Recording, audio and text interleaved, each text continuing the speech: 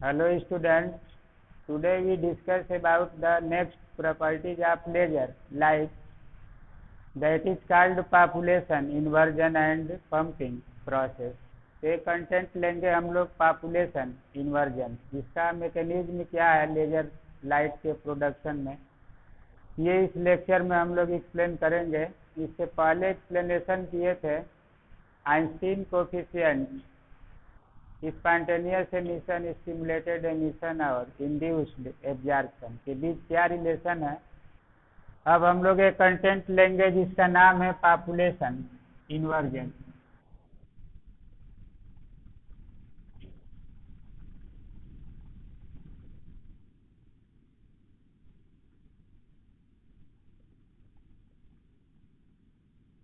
Population inversion, इसका दूसरा नाम है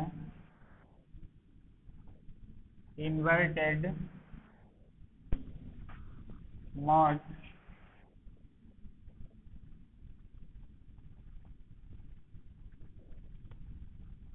तो इसमें देखिए, जैसे किसी भी मैटर के अंदर लोअर एनर्जी स्टेट जो होता है, जैसे एक स्टेट E1 है ग्राउंड स्टेट और एक E2, इसमें नंबर ऑफ पार्टिकल्स N1 है और इसमें N2। इसमें एटम होते हैं एनर्जी स्टेट, तो ये एटम इसमें बहुत अधिक मात्रा में रहते हैं, ग्राउंड स्टेट में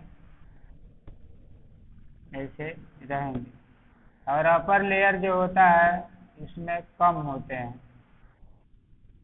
तो इसको हम लोग मान लेंगे कि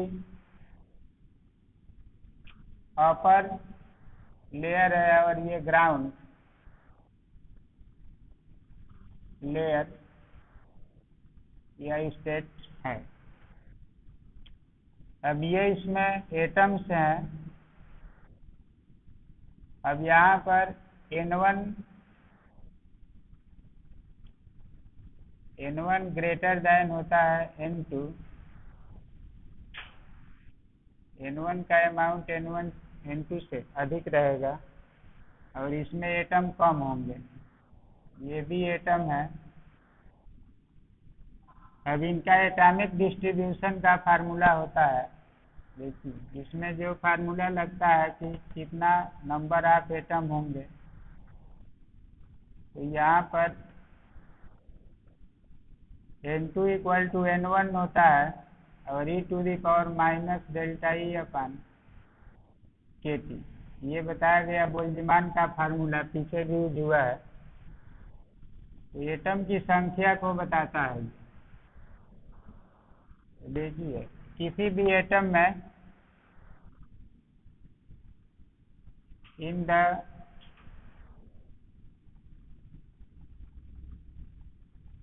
materials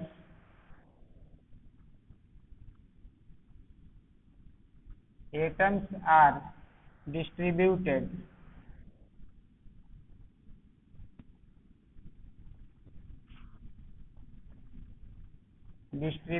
in the discrete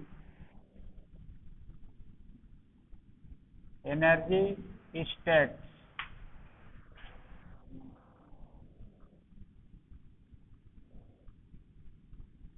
according to the Boltzmann formula.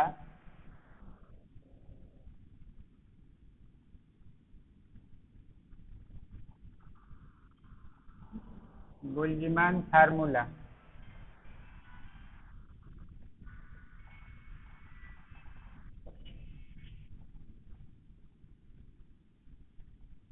As,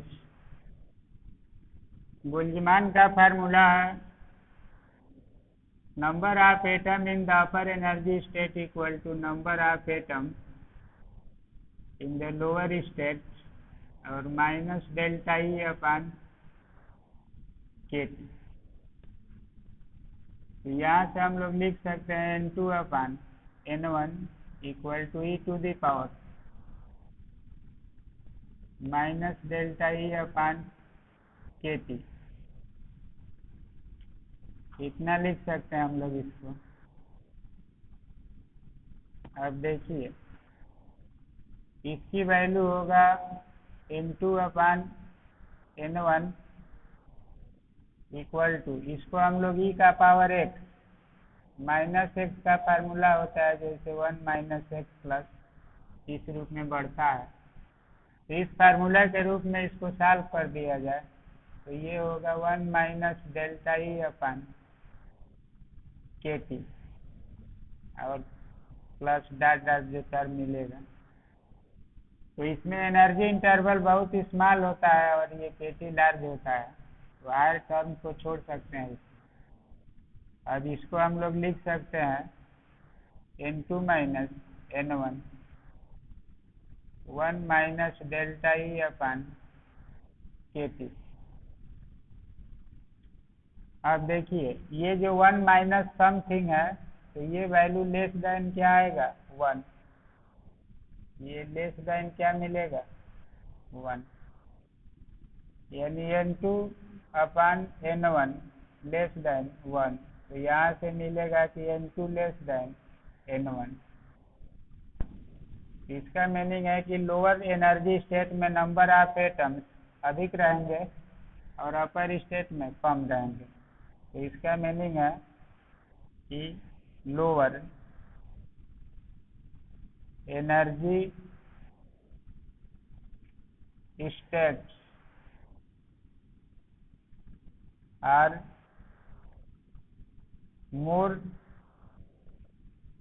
populated, मतलब उसकी जनसंख्या अधिक होगी, more populated are more dense, अधिक सघन होंगे, डेंस इन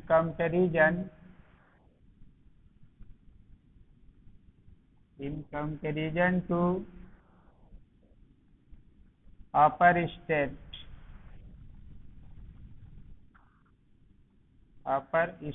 यही है। N2 लेस देन क्या आ रहा है N1, या N1 ग्रेटर देन N2, तो ये मिलेगा। इतना नोट कर लीजिए। अब इसका लेजर में मीनिंग क्या है,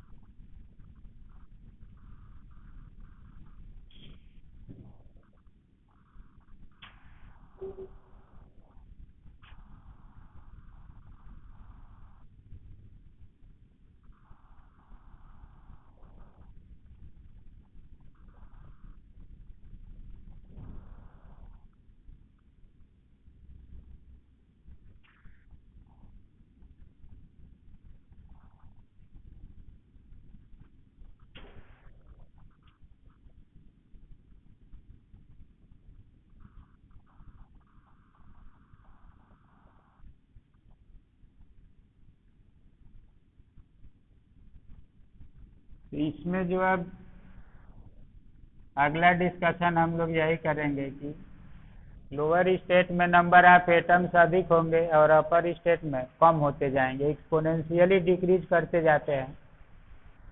तो यहाँ पर ये सिस्टम है एटॉमिक डिस्ट्रीब्यूशन का, अगर इसको ट्रांजिशन कराया जाए तो इस ट्रांजिशन से लेजर लाइट निकलेगी कि नहीं, ये हम लोगों को फाइंड करना है कंसेप्ट। तो देखिए इसका मीनिंग ये है कि लोअर एनर्जी स्टेट में अधिक एटम होंगे, अपर एनर्जी स्टेट में कम होंगे। तो जब ये एटम नीचे से ऊपर जाता है तो तुरंत एक्साइटेड होगा और 10⁻⁻8 सेकेंड बाद कहाँ चला आएगा नीचे। तो इसको यहाँ से ऊपर पहुँचाया जाता है तो तुरंत नीचे चला आता है। और स्टिमुलेटेड एमिशन ये कहता है कि जब अपर लेयर में एटम अधिक ट्रांजिट करेंगे लोअर लेयर की ओर तो रेडिएशन हाई मिलेगा। तो इसको फाइंड करने के लिए ये व्यवस्था किया जाता है लेजर एक्टिव मटेरियल में कि अपर लेयर में अधिक एटम हो जाए और लोअर लेयर में कम एटम हो जाए। तो सामान्य जो संरचना है इस नेचुरल सिस्टम की कि लोअर स्टेट में अधिक एटम रहेंगे, किसी भी चीज का जड़ मजबूत होता है तो इसको हम लोग उल्टा करते हैं। जैसे नेचुरल सिस्टम ये कह रहा है कि हमारा जड़ मजबूत होगा, यानी लोअर स्टेट में अधिक एटम होंगे, अधिक बांड से बंधे रहेंगे, स्ट्रांग होंगे, और अपर लेयर में जाने पर ये कम होते जाएंगे। तो कम होंगे तो यहाँ पर जो सिस्टम है ये सामान्य स्टेट में बना रहेगा, और लोअर लेयर जो होगा अधिक डेंस होगा, सघन होगा in comparison to upper layer. लेकिन जब इस नेचुरल सिस्टम का किसी आर्टिफिशियल मैकेनिज्म द्वारा उल्लंघन करा दिया जाए कि अपर लेयर में अधिक एटम हो जाए और लोअर लेयर में कम हो जाए, तो नेचुरल सिस्टम का डिस्ट्रीब्यूशन का क्या होगा, वहाँ पर उल्लंघन होगा। जैसे आप लोग पृथ्वी पर हैं, तो पृथ्वी पर एक जनसंख्या है, पॉपुलेशन है, डेंसिटी है। अगर आप लोगों को कहा जाए कि चंद्रमा पर जाओ, तो चंद्रमा पर भी 2-4-10 लोग जा सकते हैं। तो अगर अर्थ को मान लीजिए कि लोअर स्टेट है और मून जो है अपर स्टेट है, तो यहाँ से यहाँ के एटम में बहुत का अंतर आ जाएगा। अब जनसंख्या वितरण के अनुसार अर्थ पर अधिक लोग हैं और चंद्रमा पर कम है। अगर ऐसा किया जाए कि अर्थ से उठाकर चंद्रमा पर सबको पहुंचाने लगे हम लोग, तो एक दिन ऐसा होगा कि चंद्रमा पर अधिक लोग हो जाएंगे और पृथ्वी पर कम हो जाएंगे। तो ये हमारे नेचुरल सिस्टम का क्या होगा, ऑर्डर चेंज हो जाएगा। तो उसी प्रक्रिया को आप लोग क्या कहते हैं, इन्वर्स कहते हैं या इन्वर्जन कहते हैं। जो प्रोसेस है वो क्या हो जाए, उल्टा हो जाए। तो इसमें भी वही होता है, नाम है पॉपुलेशन इन्वर्जन या इन्वर्टेड मॉड। किसी चीज को उल्टा कर दिया जाए, यानी जो एटम अधिक लोअर स्टेट में है उनको अपर स्टेट में कर दिया जाए, तो इस प्रक्रिया को कहा जाएगा पॉपुलेशन इन्वर्जन। इस नाम को हम लोगों को डिफाइन करना है। और इसके बाद होगा कि जिस एनर्जी द्वारा या जिस साधन द्वारा, डिवाइस द्वारा या मैकेनिज्म द्वारा इसको नीचे से ऊपर ले जाते हैं हम लोग। जैसे आदमी है तो अब किससे जाएगा, किसी जेट विमान से जाएगा मून पर, तो या कोई एटम है तो कैसे जाएगा। मान लीजिए कि आप पानी को नीचे से ऊपर ले जाते हैं, जैसे वाटर मालिक्यूल की नेचुरल सिस्टम में आदत है कि वो ग्राउंड पर ही रहेगा। टूलू पंप लगा देते हैं तो हायर स्टेट में जाने लगता है। तो वहाँ पर वाटर का डिस्ट्रीब्यूशन आपके टंकी में बहुत अधिक हो जाता है, नेचुरल सिस्टम का उल्लंघन होता है। लेकिन ये वाटर मालिक्यूल जैसे ही मौका मिलता है वैसे ही किधर हमेशा आने की कोशिश करेगा, नीचे। तो अगर इसको पहुंचाया जाता है तो ये एटम मान लीजिए 10⁻⁻8 सेकेंड के बाद क्या करेगा, तुरंत नीचे आ जाएगा। तो यहाँ पर एटम अधिक जल्दी इकट्ठा होंगे ही नहीं। अब एटम को अधिक इकट्ठा करने के लिए यहाँ पर जो पंप लगेगा, इससे कम समय में यहाँ पर एटम को क्या करे, पहुँचाने लगे, तो कुछ बढ़ सकते हैं। तो इस ऑर्डर के पंप को फाइंड करना, स्पीड को फाइंड करना बहुत कठिन होता है। तो जो यहाँ पर सिस्टम लगाया जाता है एटम को ट्रांजिट कराने के लिए, उसको कहा जाता है पंपिंग प्रोसेस। तो लेजर में एक नाम आता है पंपिंग प्रोसेस, यानी पंपिंग सिस्टम द्वारा एटम को आप लोअर से कहाँ ले जाते हैं, हायर स्टेट, और एक ऐसा सिचुएशन क्रिएट करते हैं कि अपर लेयर में एटम अधिक हो जाए और लोअर लेयर में कम हो जाए। तो उसी घटना को कहा जाता है पॉपुलेशन इन्वर्जन।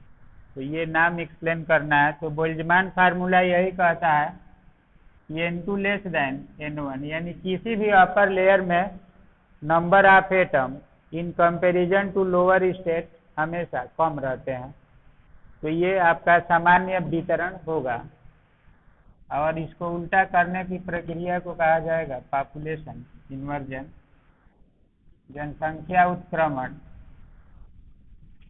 तो इसमें देखिए आप लोग, इसका मीनिंग है कि अगर हम लोग ये सामान्य स्थिति में लेंगे तो लोअर एनर्जी स्टेट क्या होगा, मोर पॉपुलेटेड होगा, मोर डेंस होगा in comparison to upper. State. अगर इस सिस्टम को हम डिस्टर्ब करना चाहते हैं, देखिए, if we want to disturb this system, that is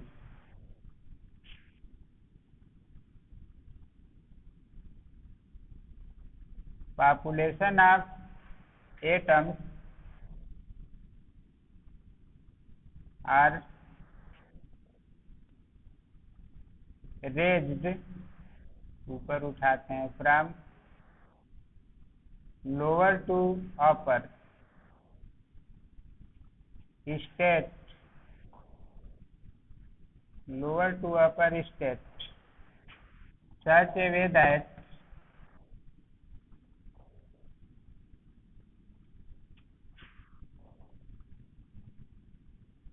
upper state will become more populated,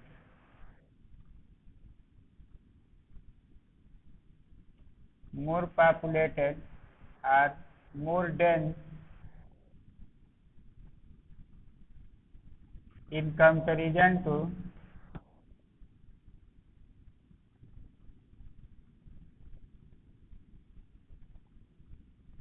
lower state. यानी n2 ग्रेटर देन क्या हो जाए, n1,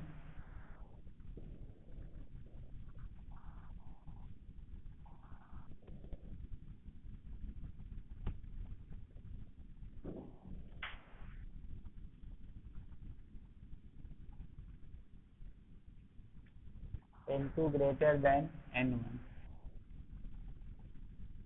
This process is called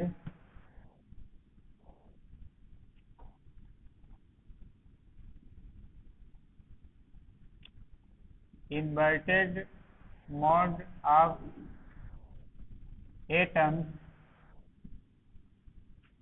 or population inversion.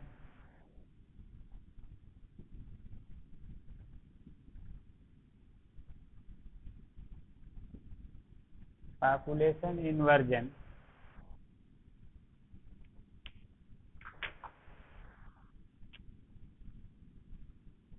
and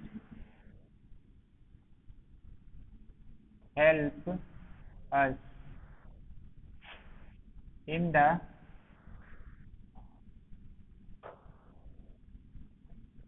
achieving, प्राप्त करना, achieving of stimulated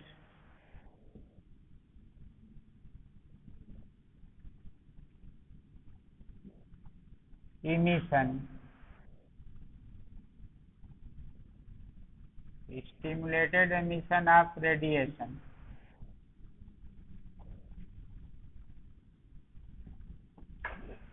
तो इस घटना से हम लोग स्टिमुलेटेड एमिशन फाइंड करेंगे, और यह एमिशन ही क्या है, लेजर लाइट के लिए जरूरी है।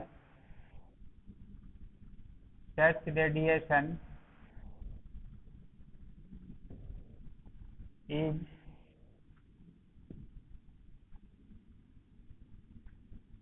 Basic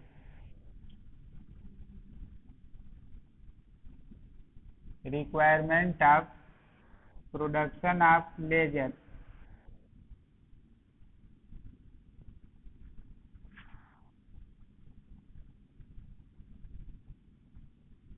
light।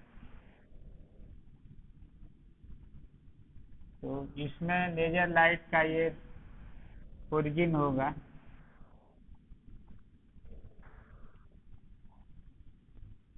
अब इसमें हम लोग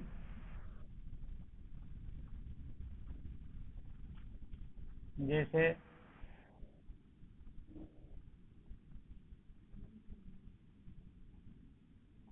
लोअर स्टेट में नंबर ऑफ एटम कम कर देंगे, इसमें अधिक दिखा देंगे एक स्टेट। एक्साइटेड एटम इसमें अधिक हो जाएंगे। लेयर का मतलब है कि ऐसे लेयर होगी इस तरह से, उसी में एटम रहेंगे, ऐसे लाइन में दिखा दिया गया। अब यहाँ पर N2 ग्रेटर देन हो जाएगा N1, तो इसको कहा जाएगा इन्वर्टेड मॉड। लास्ट में इस फिगर को बना देंगे। अपर लेयर में एटम अधिक होंगे, ये होगा मोर डेंस एटम्स, अधिक सघन एटम होंगे या पॉपुलेटेड होंगे। इसमें क्या होंगे, कम हो जाएंगे।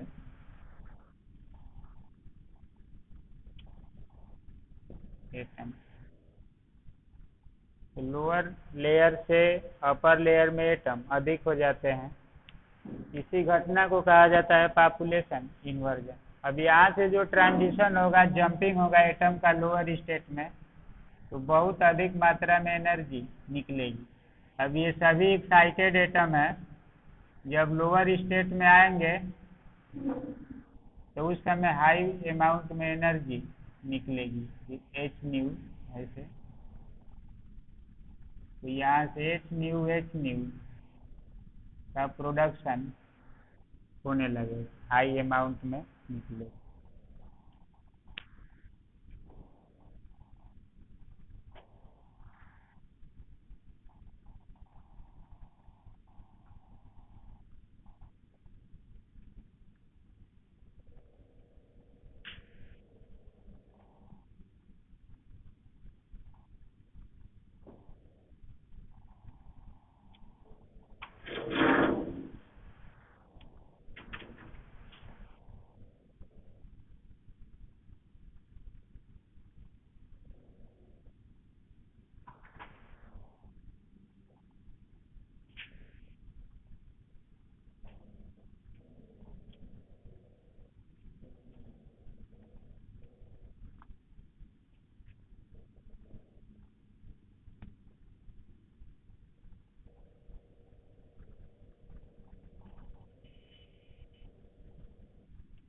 तो नोट कीजिए।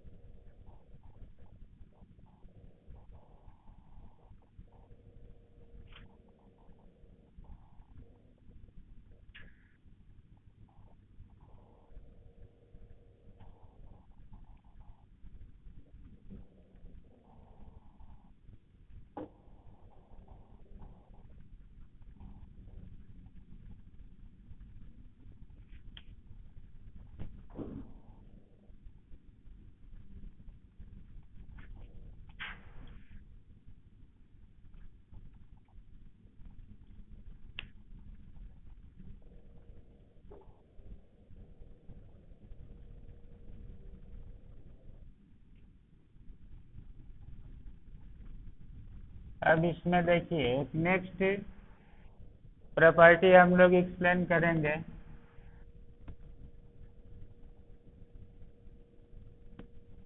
Pumping process.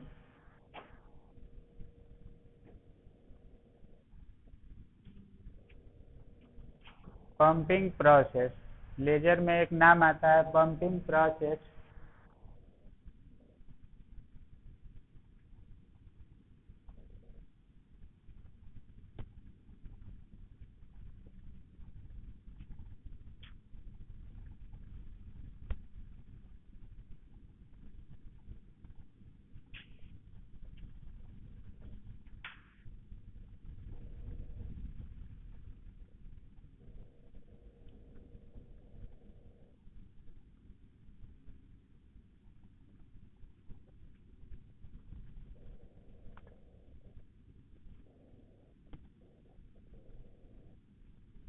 देखिए इसमें जैसे लेजर टेक्नोलॉजी में पॉपुलेशन इन्वर्जन जरूरी होता है, और ये पॉपुलेशन इन्वर्जन को फाइंड करना एक चैलेंज होता है। यही कि जैसे ही एटम को लोअर से अपर में ले जाते हैं, तुरंत ये ट्रांजिट हो जाता है, नीचे आ जाता है। यहाँ पर ऐसा डिवाइस यूज किया जाए ये एटम 10⁻⁻8 सेकेंड से बहुत कम समय में ये चला जाए ऊपर, तब यहाँ पर एक सिस्टम बन सकता है। और नहीं तो ऐसा यहाँ पर कंडीशन क्रिएट कराया जाए कि ये टाइम जो है बढ़ जाए, 10⁻⁻8 सेकेंड से अधिक देर तक एटम यहाँ पर रुक जाए। दो ऑप्शन है। तो यहाँ पर एक ऑप्शन यही बनाया गया कि इस स्पीड को फाइंड करना, जैसे आप लोग पढ़ते हैं कि 10⁸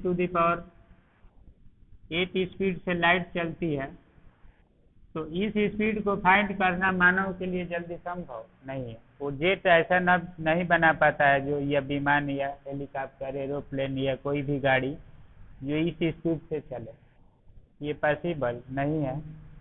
तो ये जल्दी कम करना पॉसिबल नहीं होता है। तो इसको करने के लिए मैटर में कुछ मिक्सिंग किया जाता है। तो मिक्सिंग करने के बाद इसका ये पाया गया कि लाइफ टाइम 10⁻³ सेकेंड तक आ सकता है। तो जिस मटेरियल के अंदर एनर्जी स्टेट में एटम को एक्साइटेड कराया जाए, और ये एक्साइटेड एटम अगर किसी भी स्टेट में जा रहा है, तो ये 10⁻8 सेकेंड के बजाय 10⁻³ सेकेंड अगर रुक जाता है, तो अगर मान लीजिए पहले हमारा T1 था, T2 है या T1 है और ये T2 है, तो ये टाइम हमारा कितना था, 10⁻⁻8 था और ये 10⁻⁻3। तो इसको अगर हम लोग नीचे ला देते हैं हमारा, तो ये हो जाएगा 10⁵, ये प्लस हो जाएगा और ये माइनस, तो इतना लिख सकते हैं। अब जो T2 होगा हमारा 10⁵ T1, यानी पहले के टाइम का 10⁵ गुना बढ़ जाएगा। तो इस कंडीशन में एटम यहाँ पर ज़्यादा देर तक ठहरेगा, तब तक दूसरा एटम भी चला जाएगा, और एक ऐसा कंडीशन आएगा कि इसमें मोर एटम्स हो जाएंगे इन कंपैरिजन टू लोअर। अब जो प्रोसेस यहाँ पर यूज किया जाएगा डिवाइस, जिसे लोअर लेयर के एटम कहाँ पर जाए, अपर लेयर में, उसी प्रक्रिया को कहा जाता है पंपिंग प्रोसेस। तो लेजर एक्टिव मटेरियल का जो लाइफ टाइम होता है किसी एक एनर्जी स्टेट में 10⁻³ सेकेंड आ जाता है। तो जिस मटेरियल का एटॉमिक लाइफ टाइम इतना हो जाता है, तो ये पहले के टाइम से 10⁵ गुना अधिक आ जाता है। और उस कंडीशन में जिस स्टेट में ये टाइम मिलता है उसको कहा जाता है Meta stable state. Meta stable state में आ जाएगा। अब बाकी सब नॉर्मल स्टेट कहे जाते हैं जिसमें यही टाइम मिलता है। तो लेजर एक्टिव मटेरियल में एक मेटा स्टेबल स्टेट पाया जाता है जिसमें एटम का लाइफ टाइम 10⁻³ सेकेंड होता है, और सामान्य मटेरियल में 10⁻⁻8 सेकेंड होगा। तो ये बहुत कम टाइम है और इसके कंपेयर में ये बहुत अधिक टाइम है। तो पंपिंग को एक्सप्लेन करते हैं हम लोग, मीनिंग है इसका एक। इसके बाद एक दो लेजर पढ़ना है, ruby laser, helium neon laser. तो देखिए इसका मीनिंग है कि जैसे to get or achieved the population inversion, population inversion or inverted mode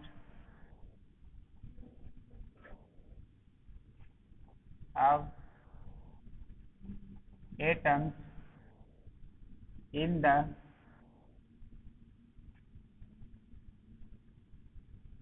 laser active material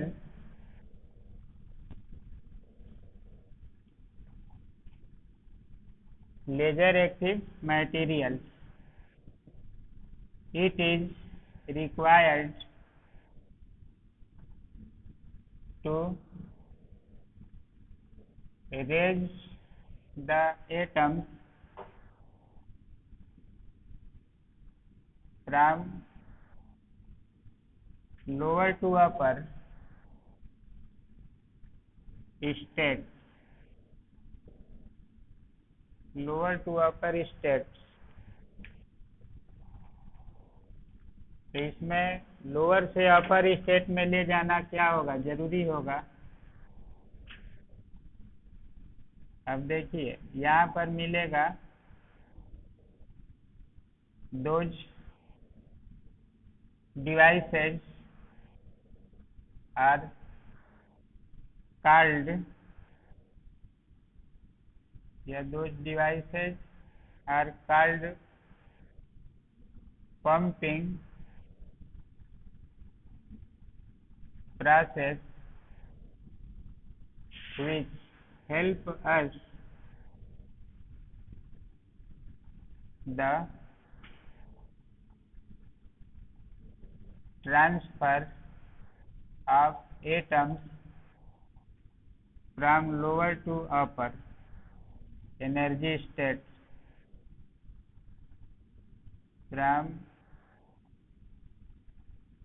lower to upper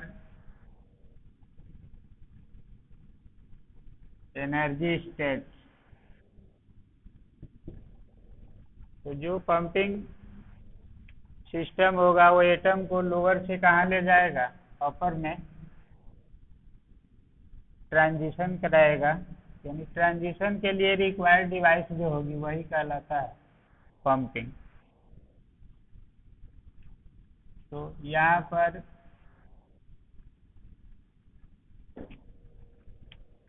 थोड़ा उसमें स्याही है, देखो नहीं चल ही नहीं रहा, इसमें डाल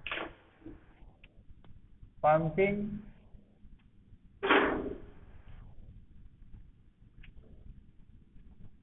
का मीनिंग हो गया atomic transition device, atomic transition device in the laser light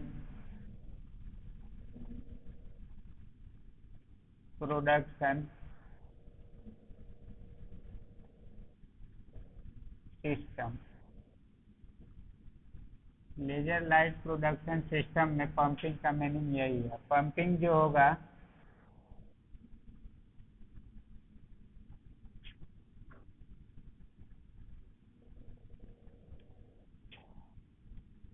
जैसे लोअर एनर्जी स्टेट है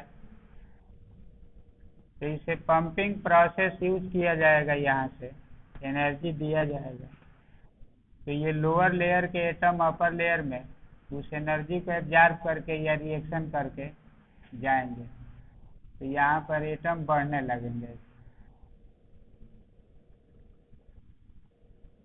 तो यहाँ पर भी एटम की संख्या बढ़ने लगेगी, ये ट्रांजिट होंगे E1 स्टेट और ये E2। इसमें नंबर ऑफ एटम N1 है और इसमें N2। ये ट्रांजिशन हो रहा है यहाँ पर, ट्रांजिशन यहीं पर यूज किया जाता है पंपिंग प्रोसेस। पंपिंग प्रोसेस यहीं पर लगा दिया जाएगा।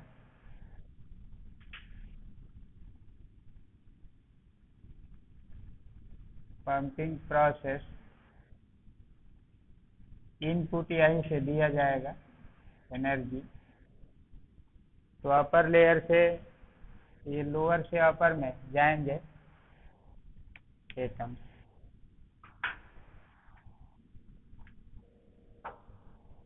अब देखिए there are many pumping process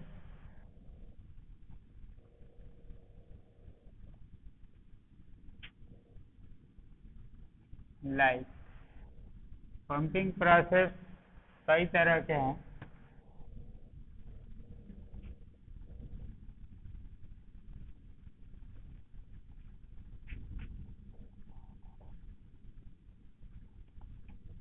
अब जैसे एक होता है ऑप्टिकल पंपिंग, ऑप्टिकल एनर्जी दिया जाता है इसमें।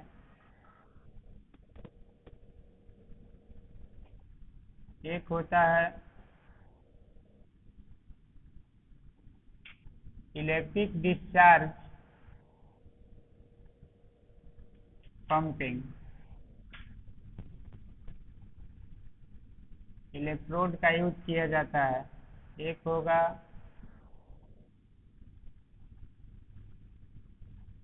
Chemical reaction pumping,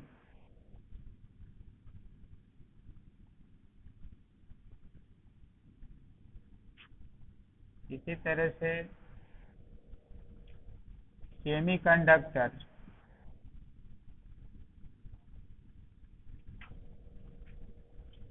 semiconductor hole electron pair, hole electron pair generation, semiconductor में ये यूज होगा। Pumping,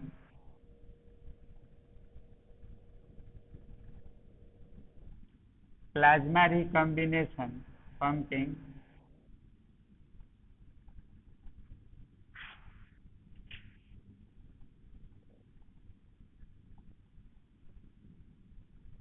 plasma recombination pumping and so on।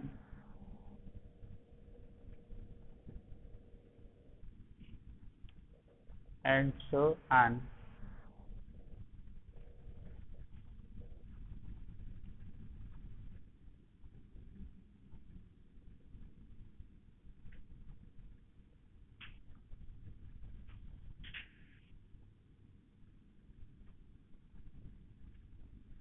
अब देखिए आप लोग, जैसे मान लीजिए कोई मैटर है इस तरह से, इस मैटर में एनर्जी स्टेट है इस तरह से, एटम्स हैं,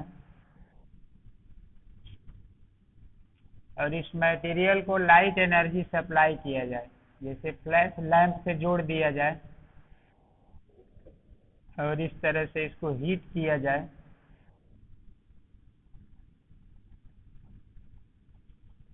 तो ये मटेरियल धीरे धीरे हीट होकर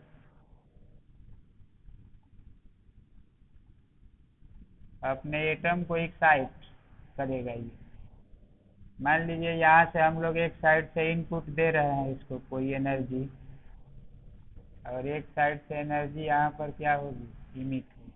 अब ये लाइट एनर्जी,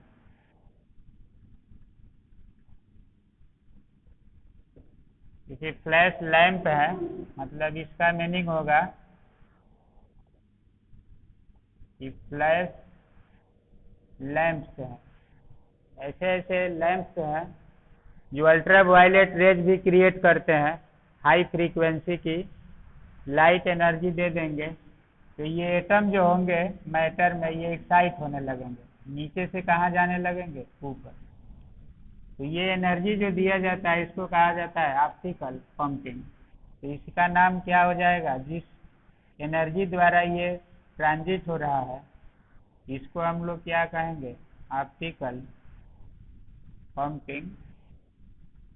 सब में यही होगा। जैसे आप लोगों का मान लीजिए कि चेहरा है, तो उसके एटम बाउंडेड है, ऐसे एक आर्डर में बाउंडेड है,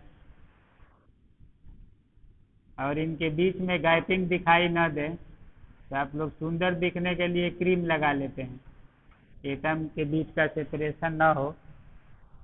अगर आप इसको एटॉमिक सिस्टम ऐसे अरेंज है, स्ट्रांगली बाउंडेड है, अब उस चेहरा पर थोड़ा सा तेजाब फेंक देंगे तो वहाँ पर क्या होगा, अब ये थोड़ा फुंसी जैसे ये फूल जाएगा। इसका मीनिंग क्या है, जो एटम है एक्साइटेड हो जाएंगे, वहाँ पर अब आप क्या होगा, केमिकल रिएक्शन शुरू हो जाएगा, और ये एक्साइटेड स्टेट में आ जाएंगे, तो एक्साइटेशन वहाँ पर शुरू होने लगेगा।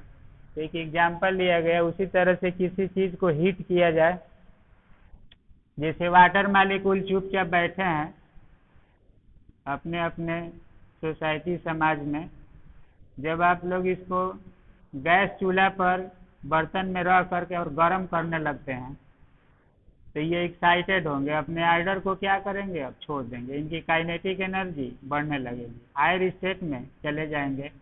अगर बहुत अधिक हीट कर देंगे तो ये स्टीम बन करके और बहुत दुनिया में आगे चले जाएंगे, ऐसे एक्साइटेड होकर के यहाँ से हमेशा के लिए जगह ही छोड़ देंगे।